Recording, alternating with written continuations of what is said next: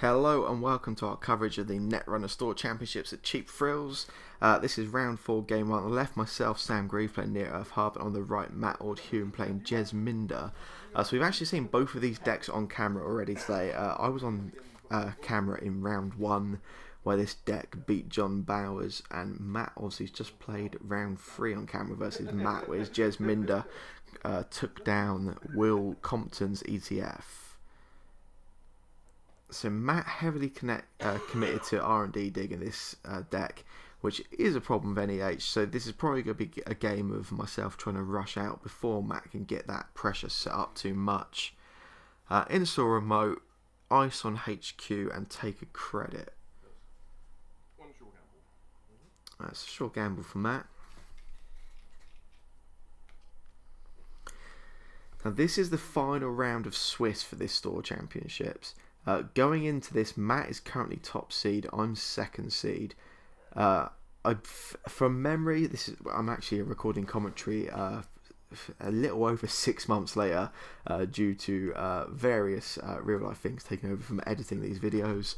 If I recall, a split would guarantee us both going through. It was a top 4 cut with 16, 17 participants, I believe.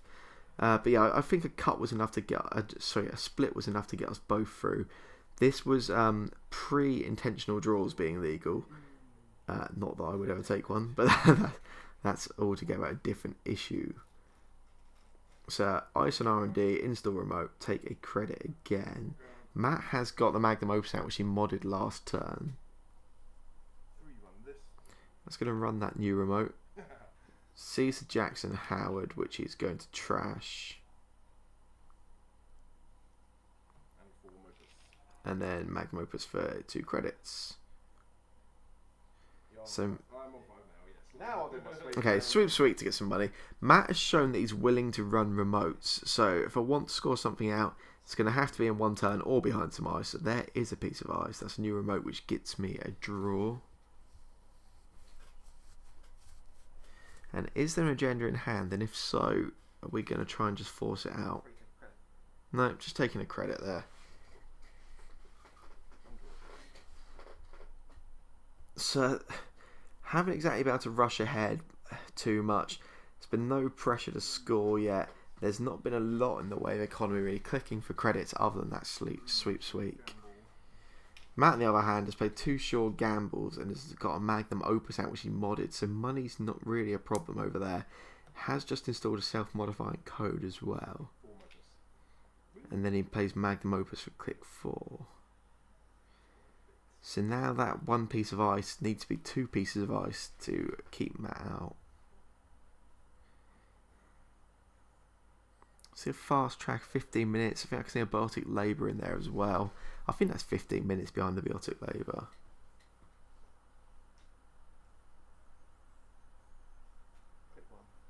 So a new remote draws a card.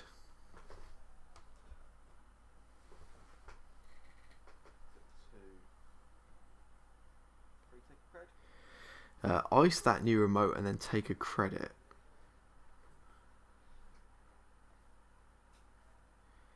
So will Matt be willing to check that? There's 2 plays here. I could be trying to just see if Matt will check it. Alternatively, it might be just trying to tempt Matt to go in there, use his SMC on that, which then leaves him unable to break the other piece of ice. But okay, so that's a special offer.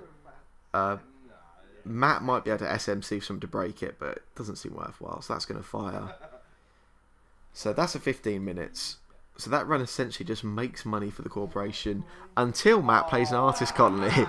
So Artist Colony allows you to forfeit an agenda, then search your stack for a card and install it. And so all of a sudden that 15 minutes play did gain me some money, but it has just given Matt a symmetrical visage, which he was able to tutor for.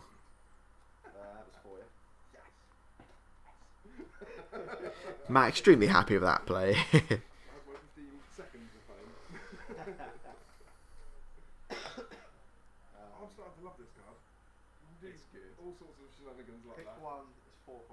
Okay, so click 1, I'm playing Baltic Labour. Oh, he's working him. Click 2 as an install a new remote. Then, yeah. Advance and score the Astro script. So again, this is taking place in February. So this is pre-Astro script being a 1 per deck card. So there is a good chance that this could be the beginning of the Astro. In my game against John earlier on, actually, we did see a Sansan and 2 Astro counters out on the board at once. Which is horrible for a round to deal with. It's as good as game over, I think, if you can get in that situation. Even just a lone Astro counter is incredibly strong. So there's a personal workshop and a Gordian blade going on it. So now Matt's got an SMC and he's got a Gordian blade he can call in.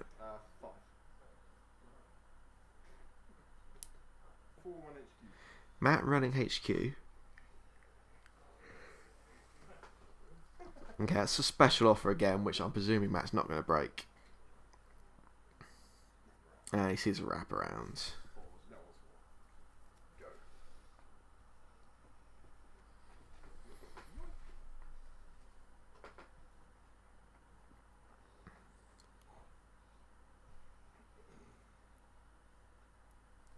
Another Astro would be lovely right now, but it looks like I don't have one.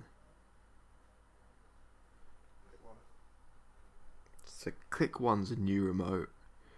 Drawing a card again. I think that was a Sansan City grid which has just gone down that server. There is a Beal in hand. Okay, there's a second piece of ice in front of that as well, which I'm pretty sure is the Sansan.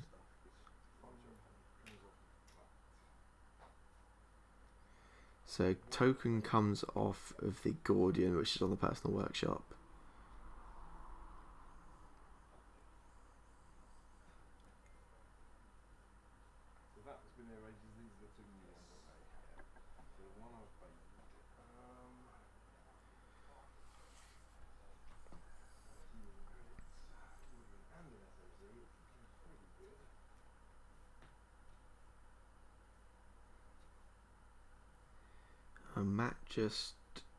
Matt has spent 1 click drawing so far using Symmetrical Visage, just deciding what he's doing with his remaining 3 clicks.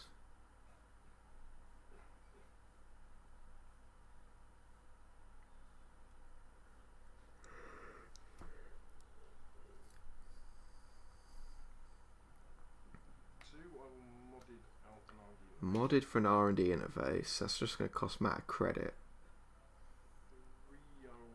Free run an R&D.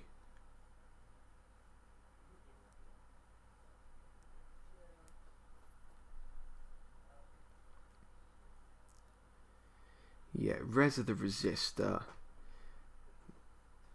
Matt can SMC for a barrier, but for a fracture, or he could just let the trace fire. He's got money.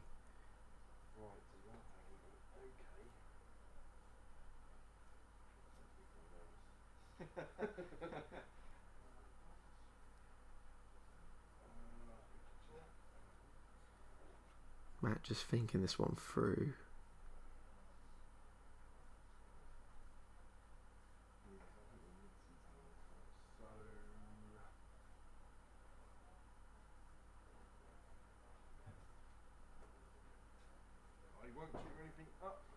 No, so Matt's not going to tutor for anything, so the trace is going to fire. Okay, Corpa leaves it trace free. Matt is not going to pay to match that. I'm not sure paying 3 to get in for 2 cards wouldn't have been bad. So there's a Res of the Pag campaign. 1's a new remote getting a card. 2 hedge funds.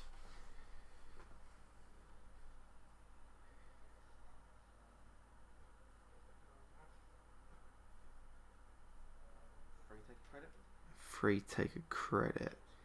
Clicking for credits quite a lot in this game actually.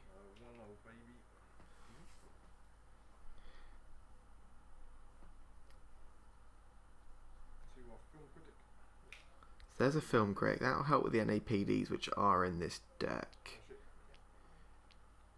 Matt runs and sees a Jackson which he elects to trash.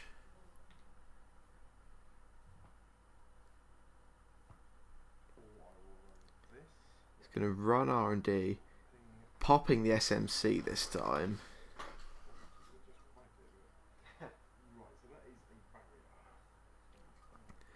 I forget what Matt's barrier breaker was in the last game. Oh, we didn't actually see it last game. He only ever installed the Gordian Blade last game, if I remember, actually. So what is his barrier breaker in here?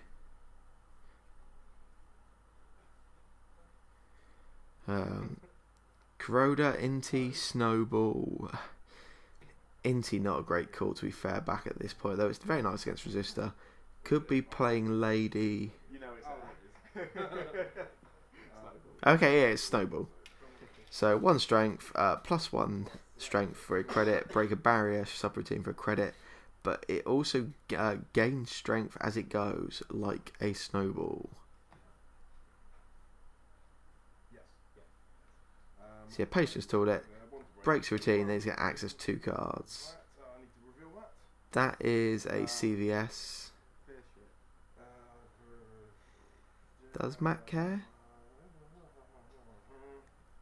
Don't think he's running a clock. Okay, that stays there. I'm not sure what that second one was.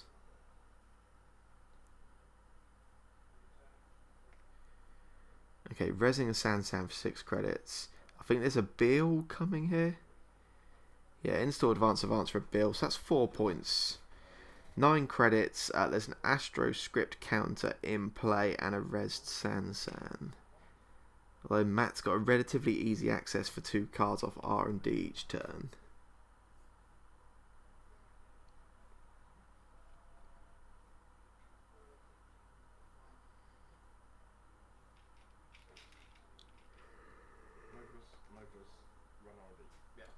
Yep, 2 Magnum Opus. Draw Magnum Opus, run R&D.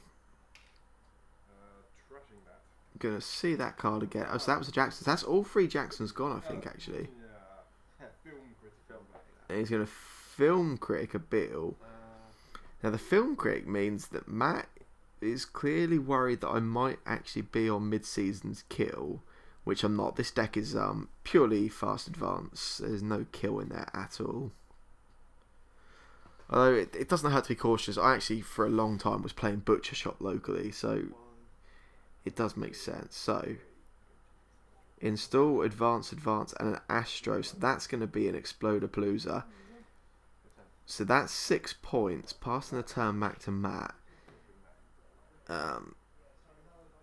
Could really deal with getting rid of that Sansan City grid at this point, but not sure if he has the means to do so.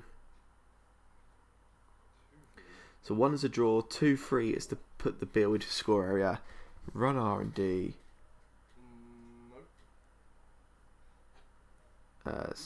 Sees a card that can't be dealt with, and then a DBS show which he decides to leave. So I get a pad campaign, draw a card, and there's a fast track in hand there. So fast track for breaking news. That's going to go down onto the Sansan, and that's game. So just fast advance out there before Matt could really get his R&D threat underway. So that's 1 game for myself. We're going to swap sides briefly, and we'll be back very soon.